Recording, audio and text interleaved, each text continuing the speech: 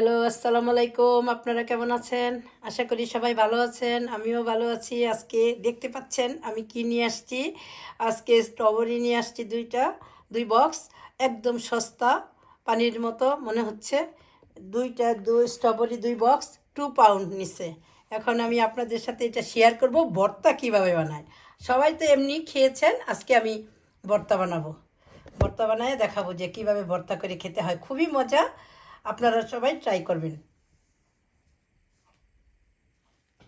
আজকে আমি অল্প করে স্ট্রবেরির ভর্তা বানাবো। এত সুন্দর, এত সতেজ, মনে হয় গাছ থেকে ছিঁড়ে নিয়ে আসছে।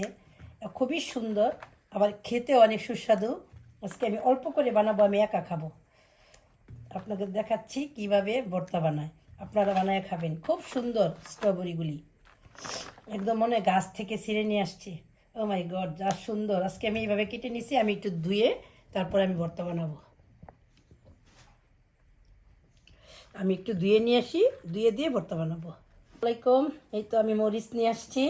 আর আমি যখন এটা ক্যামেরা করতেছিলাম তখন ক্যামেরাটা নাড়াচাড়া হচ্ছিল, হয়তো বা একটু সুন্দর হয় নাই। আমার ক্যামেরাটা পড়ে গেল, মোবাইলটা পড়ে গেছিলো, এই জন্য নাড়াচাড়া হয়েছে। আমি দুঃখিত, হয়তো বা সুন্দর দেখাবে না। এই যে আমি এখন কাঁচামরিচটা কেটে নিচ্ছি। তেমন কিছু লাগে না ভর্তা বানাইতে, একটু কাঁচামরিচ আর লবণ। অনেকে ফাঁকি মরিচ দিয়ে খায়, আমি একটু কেচি দিয়ে কেটে নিচ্ছি, ছোট ছোট করে কেটে নেবেন। আর স্ট্রবেরির ভর্তাটা এভাবে খেয়ে দেখবেন, খুবই মজা, খুবই টেস্টি।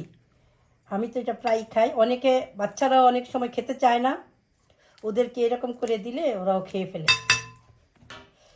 এই তো আমি একটু লবণ দিয়ে দিব,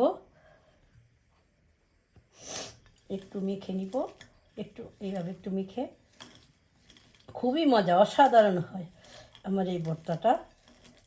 তারপর একটু মেখে নেবেন, একদম আম ভর্তার মতো মনে হবে যে আম খাচ্ছি।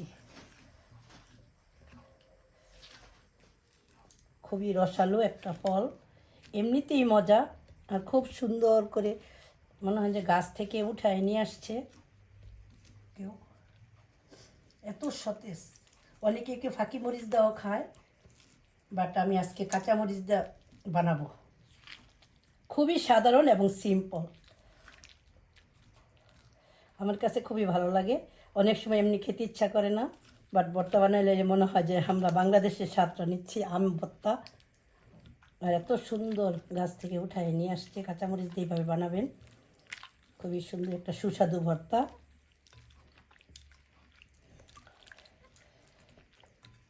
মনে হয় আর একটু লবণ লাগবে, খুব বেশি লবণ দিব না।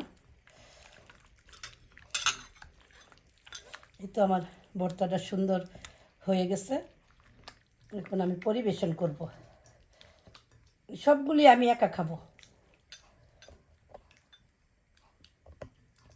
খুব সুন্দর একটা ভর্তা, খুবই সুন্দর একটা কালার আসছে।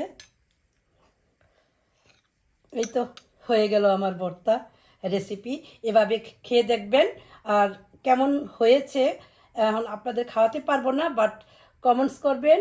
আর এভাবে খেয়ে যদি ভালো লাগে, লাইক কমেন্ট শেয়ার করবেন। ওকে, আসসালামু আলাইকুম, বাই।